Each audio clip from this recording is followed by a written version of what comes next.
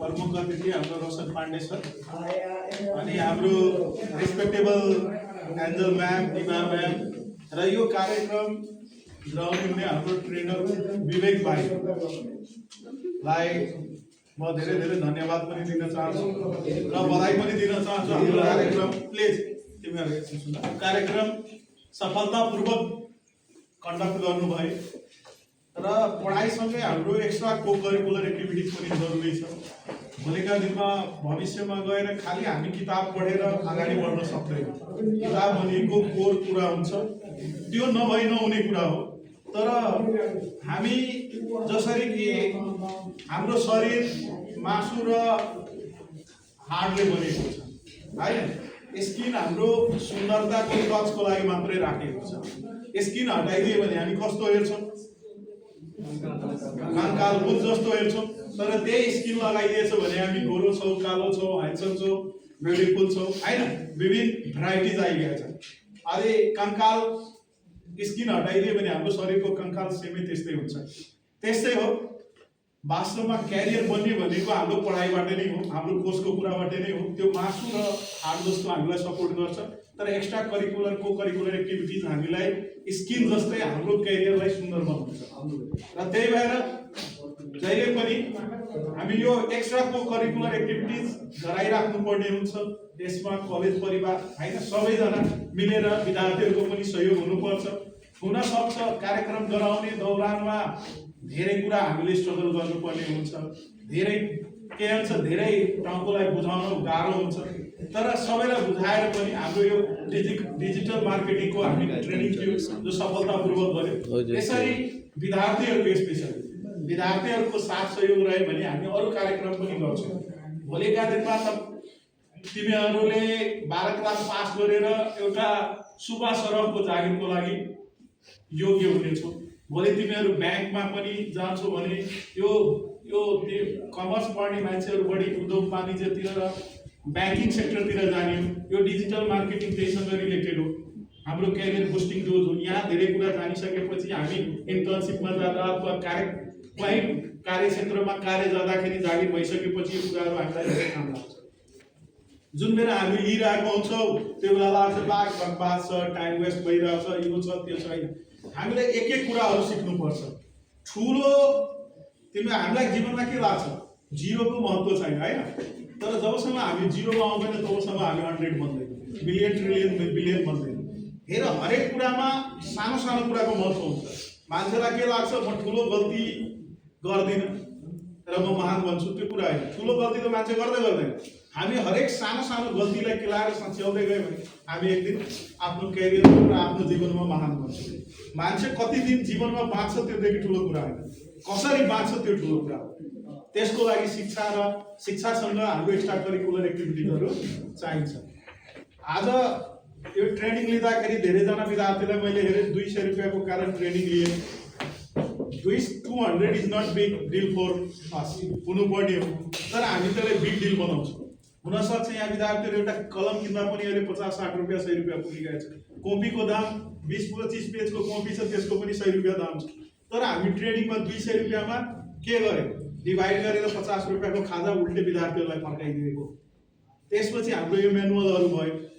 हल्का हल्का मैले यो भनेको होइन, हल्का केही खर्च विद्यार्थीबाट लिएको छ, केही खर्च कलेजबाट लिएको छ। र जो ट्रेनर छ यत्रो दिन बिहानै 10 दिनदेखि हामी विवेक भाइ आइरहेको छ यहाँ ट्रेनिङ दिनको लागि।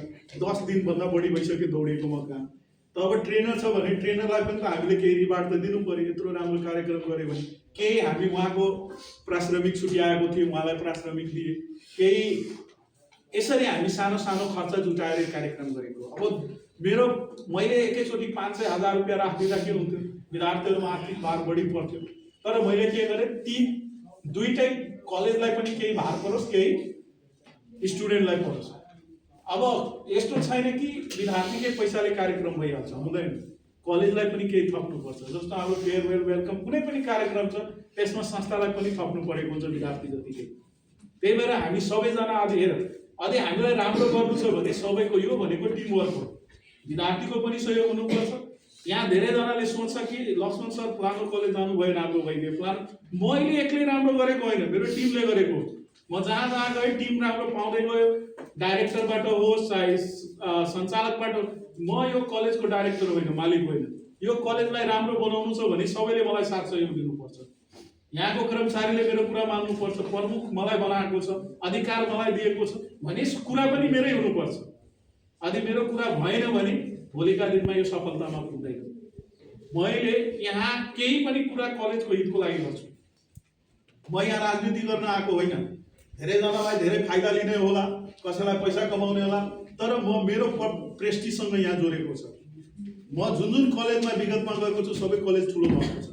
म यहाँ आएको छु, यहाँ पनि ठुलो बनाउन चाहिरहेको छु र त्यो फरक 12 क्लासको विद्यार्थीहरूले बुझिरहेको छ कि सर आउने बित्तिकै कार्यक्रम हुन थाल्यो, सर आउने बित्तिकै यहाँ पढाइ राम्रो हुन थाल्यो र कलेज भनेको पढ्नलाई र एक्स्ट्रा करिकुलर गर्नलाई र यदि यो सबै कुरा सबैको साथ सहयोग पायो भने लक्ष्मण सरले पक्कै गराउन सक्छ। तर टिम वर्क के हुन्छ नि, यो क्रिकेट टिम जस्तै हुन्छ। यो जो संस्था चलाउनु भनेको टिम वर्क हो। हामी ब्याडमिन्टन खेल्न आएको छैन कि लक्ष्मण सर एक्लै टुर्नामेन्ट जितिहाल्छ। ब्याडमिन्टनमा सिंगल प्लेयर हुन्छ, सिंगल प्लेयर टुर्नामेन्ट हो, त लक्ष्मण सर आफ्नो ट्यालेन्टले गरिहाल्छ। तर जहाँ समूहको कुरा आउँछ, जस्तो कि नेपाल क्रिकेट टिम छ, नेपाल टिममा विराट कोहलीलाई राख्दै पनि वर्ल्ड कप जित्न सक्दैन, किनभने त्यो क्यापेबिलिटी छैन सबैमा। त्यो इन्डिया टिमसँगै क्यापेबिलिटी छ, ऊ जित्न सक्छ। त्यस्तै यहाँ टिम वर्क छ।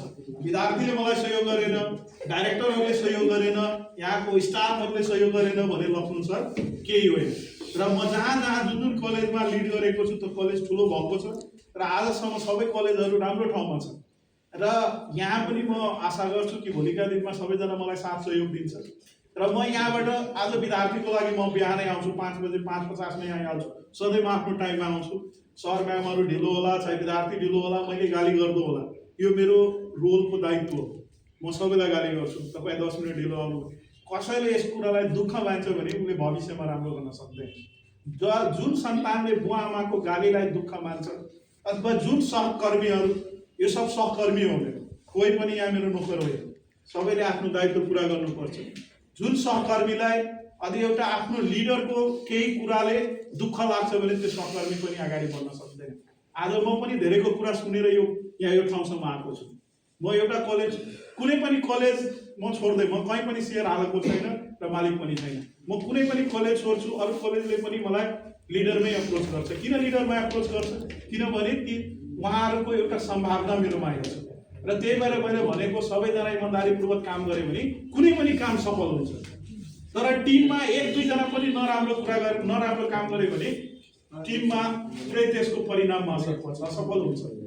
त्यही भएर आज विद्यार्थीहरूको सहयोग नभएको भए यो कार्यक्रम हुन्थ्यो, हुँदैन थियो। कलेजको सहयोग नभएको भए यो कार्यक्रम हुँदैन थियो। त्यही भएर यो कार्यक्रम गर्नलाई हामीसँग 6वटा इन्टाइटल ट्रेनिङ छ। कतिवटा छ? 6वटामा हामी एउटा बल्ल तल मैले सफल गरेको, एउटा मात्रै बल्ल तल गरेको हो कि होइन? अहिले पनि हामीसँग 5वटा ट्रेनिङ छ। यदि सबैजनाले सही समयमा साथ सहयोग दियो भने बाँकी 5वटा ट्रेनिङ पनि हामी गरिहाल्छौँ। तर टिमवर्कमा मैले भने एकजनाले पनि विद्यार्थीले सहयोग गरेन त हुँदैन। सबभन्दा कोर पोइन्ट त विद्यार्थी नै हो। त्यही विद्यार्थीले यहाँ मैले एउटा कुरा सुन्दा जहिले पनि मलाई दुःख लाग्छ। विद्यार्थीले भन्छ सर 200 रुपियाँ दिन्छु, पढ्नु के हुन्छ? यो कुरा एकदमै गलत कुरा हो। सर सिकाउनु के हुन्छ? क्वेसन यसरी आउनु पर्यो। हामी आज नेपाल संसारमै गरिब राष्ट्र हो। तिमीलाई थाहा होला, यो भोजपुरी र मैथिली भाषामा कहावत छ, पेटवी के लोटवे। हामी पेटवे कि लोटवे पहिले खान्छौँ, बिहान भोलिपल्ट लोटा लिएर दौडी खेतमा जान्छौँ। त यो माइन्डसेटबाट बाहिर आएन भने हामी विकास गर्न सक्दैनौँ। हामी 500 रुपियाँ लिन्छौँ ट्रेनिङको लागि, त यो सोध्ने हो कि के खोल्नुहुन्छ सर, यो सोध्नुपर्छ सर ट्रेनिङमा के सिकाउनुहुन्छ। किनभने आजको 200 भोलिको 2 लाख रुपियाँलाई बोलाएर लिएर आउँछ। आज तिमी जो 200 रुपियाँ खर्च गरिरहेछ, भोलि तिमी जागिर गए, तिमी मास्टर डिग्री MBA PhD तिमी सकाएर जब मार्केटमा जान्छौ, यो सबै कुरा तिमीलाई काम लाग्छ। र भोलि आज तिमीलाई 200 रुपियाँ नहेर, त्यो 200 ले तिमीलाई 2 लाख रुपियाँ महिनाको कमाउने, 2 करोड रुपियाँ सालको कमाउने काबिल बनाउँछ।